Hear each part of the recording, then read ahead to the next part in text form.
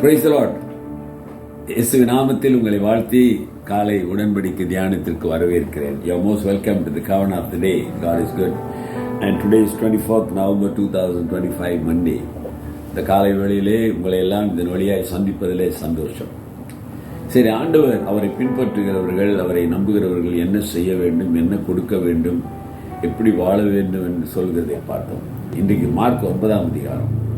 ஆண்டவர் 3 சீஷர்களை கூட்டிக் கொண்டு மலையில் போகிறார். அங்கு மறுரூபமாகிறதை பார்க்கிறாங்க. அதைத்தான் இன்றைக்கு நாம் பார்க்க போகிறோம். சாப்டர் 9 verse 3 மார்க் 9ஆம் அதிகாரம் 3வது வசனம். His clothes became shining, exceedingly white, like the snow, such a no launderer on earth can whiten them. அவருடைய வஸ்திரம் உறைந்த மலையைப் போல பூமியிலே எந்த வண்ணானாலும் விழுக்கக்கூடாத வெண்மையாய் பிரகாசித்தது. ஹல்லேலூயா. எந்த லாண்ட்ரியை மேனும் வண்ணான் என்றால் துணி துவைத்து சலவை செய்து கொடுக்கறாங்க அவங்க. Dhobi மலாயில்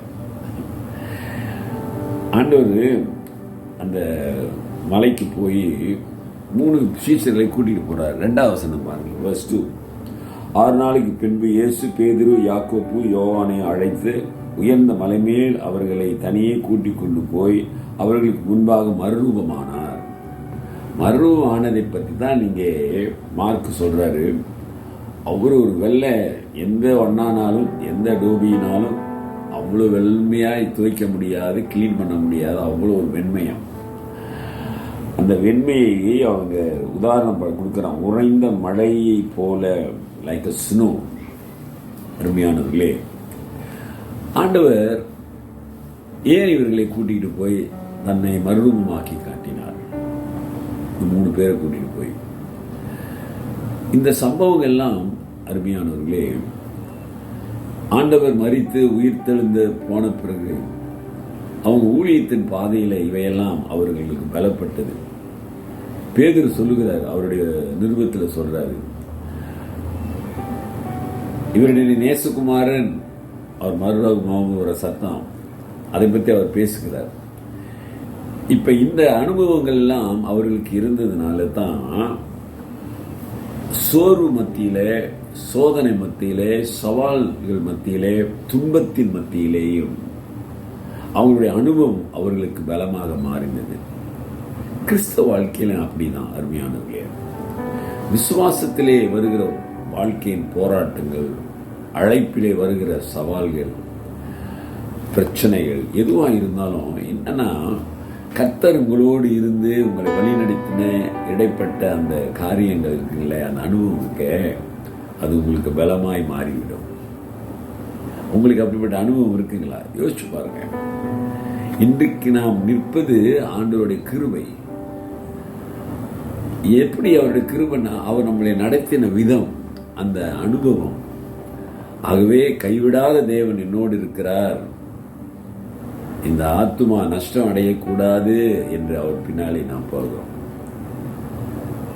The relationship you and God, dear brother and sister, when difficulties and when problems comes to your life, the experience that you had in Christ, that will uphold you.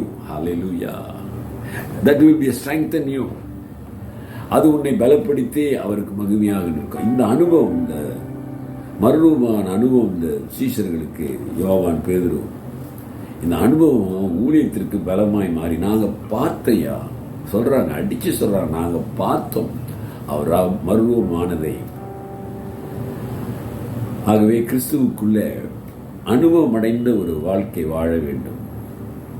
அதுதான் not just a namesake Christian. A Christian who really had experience in Christ. அவரின் பாவத்தை மன்னித்தார், எனக்காக சிலுவையிலே உயிரை கொடுத்தார். இந்த அனுபவத்தோடு வாழும் பொழுது அருமையானவர்களே, எப்படியாப்பட்ட சூழ்நிலையிலும் ஆண்டவர் உங்கள் வாழ்க்கையிலே போதுமானவராக இருப்பார். அல்லேலூயா. வார்த்தைக்கு ஒப்பு கொடுங்க, வார்த்தை யோசிங்க, தியானிங்க. கர்த்தர் பேசுகிறவர், பலப்படுத்துகிறவர், அவர் போதுமானவராக இருப்பார். ஜெபிப்போம். நல்ல ஆண்டவரே, இந்த காலை வேளைக்காக நன்றி. உடைய வார்த்தைகளுக்காக ஸ்தோத்திரம். நீர் மறுரூபமானீர், நாங்களும் மறுரூபமாகும். மறுரூபமாக்கப்பட்ட பிள்ளைகளாக இந்த உலகத்திலே உமக்கு சாட்சியாய் வாழ உதவி செய்யுங்க.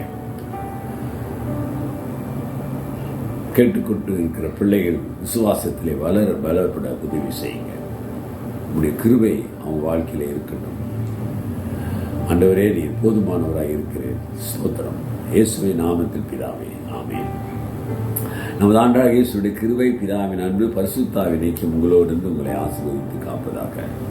என் ஆத்மாவே கர்த்தரை ஸ்தோத்திரி, என் முழு உள்ளமே அவர் பரிசுத்த நாமத்தை ஸ்தோத்திரி.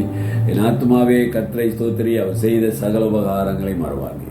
ஆமென். டியர் பிரதர் சிஸ்டர், சகோதரனே சகோதரியே, கர்த்தருக்குள்ள அவரோடு உறவு வைத்து அவர் உன்னை தேற்றுகிறதையும் அவர் உன்னை பலப்படுத்துகிறத அனுபவம் வாழ்க்கையில் உனக்கு இருக்கிறதா?